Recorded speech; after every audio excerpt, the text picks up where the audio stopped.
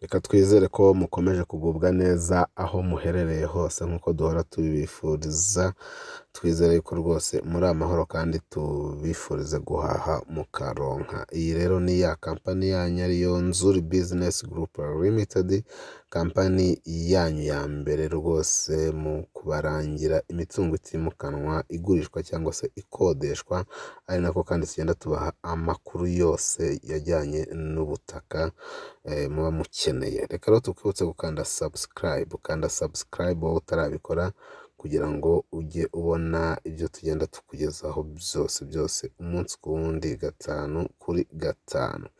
Nk'uko rero muri kubibona ku masikirini yanyu, kuri iyi nshuro tubazaniye inzu nziza cyane y'akataraboneka, ikiri nshyashya ikomeye, yubatse mu bikoresho bigezweho kandi bikomeye. Ni inzu rero igurishwa, iyi nzu iri kugurishwa kandi ikagurishwa amafaranga atari menshi. Iyi nzu rero mbabwira nta handi iri, ni hano mu mujyi wa Kigali rwagati mu karere ka Kicukiro mu murenge wa Niboyi. Iri ahazwi nka Niboyi, ikaba ari inzu iri kuri kaburimbo rwose. Iyi nzu ikaba ishaka amafaranga atari menshi ugereranyije n'agaciro kayo. Iyi nzu iri Niboyi irashaka amafaranga atari menshi ugereranyije n'agaciro kayo cyangwa se n'igiciro cyayo, agaciro kayo. Iyi nzu impamvu mvuga ko ishaka amafaranga make ugereranyije n'agaciro kayo, ni uko ikibanza ubwayo irimo ni ikibanza gihenze, ni ikibanza cyiza kiri kuri kaburimbo kandi kinini. Hanyuma ikindi kandi ni uko yubatswe n'ibikoresho bigezweho kandi nayo ikaba yubatse mu buryo bugezweho. Iyi nzu rero ntabicishije amatsiko, ikaba ifite ibyumba bine byiza binini byo kuryamamo, ndetse ikagira dushe na tuwarete eshatu, ikagira salon, saramanje, kwizine mu nzu ndetse na sitoke yayo mu nzu. Ni uku nguku iyi nzu imeze. Ikindi kandi ni uko ifite shambure principale nayo ubwayo ifite ibaraza, iyo shambure principale yayo ndetse ikagira n'urwambariro. Iyi nzu rero ikaba ifite kandi annex yo hanze igizwe n'igikoni cyo hanze na sitoke yayo, ndetse ikagirwa nanone n'icyumba twakwita icy'umukozi, hakaba dushe na tuwarete hanze, ndetse hakaba n'ikigega cy'amazi hejuru yabyo. Ikagira mu gikari hisanzuye cyane ushobora kwanika imyenda no gukorera indi mirimo. Hanyuma iyi nzu rero ikaba yubakishije ibikoresho bigezweho, yubakishije amatafari ahiye, amatafari ahiye yose. Korotire yayo ni ruriba, byo murabibona.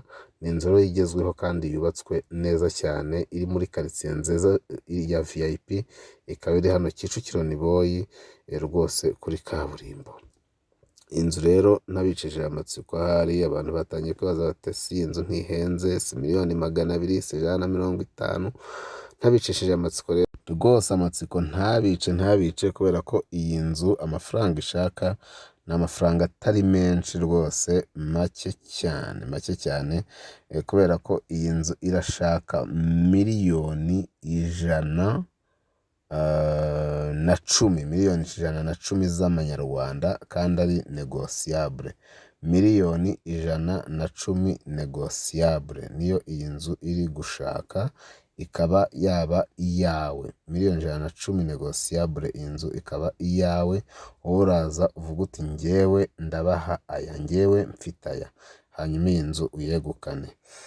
Wayikunze rero iyi nzu waduhamagara kuri za nimero zacu arizo 0788 cyangwa se 078123 Si ibyo gusa rero, kubera ko ushobora no kuduhamagara kuri izo nimero cyangwa ukadusanga aho dukora, nta handi ni mu nyubako ya Centenary House muri etaje ya 2, uzamuka rwose muri asanseri ugahita ukata iburyo bwawe ugahita ugera kuri Nzuri Business Group Limited, cyangwa se ukadusanga ku zindi mbuga nkoranyambaga zacu, Instagram, Facebook page, Twitter, hose n'ubundi twitwa Nzuri Market. Komeza rero ukanda subscribe kugira ngo ukomeze kujya ubona ibyo byose tugenda tugutegurira, kujya ubona ibyiza ari nako wagura iyi nzu rwose. Kandi nawe ushaka kugurisha twegere tukugurishirize, ushaka kugura ngo tukugurire cyangwa tukurangire ahantu hatari mu manegeka. Mbibutse ko iyi nzu ifite parafo ya gypsum, ifite ibintu byose byaba bigezweho, kandi ikaba ari inzu ikora ku mihanda ibiri. Ni karibu cyane rero iwacu muri Nzuri Business Group Limited. Umukiriya ni umwami. Mukomeze musigare mugenda mureba amashusho atandukanye y'iyi nzu kugira ngo rwose mugende mwirebera. Murakoze cyane, turabakunda.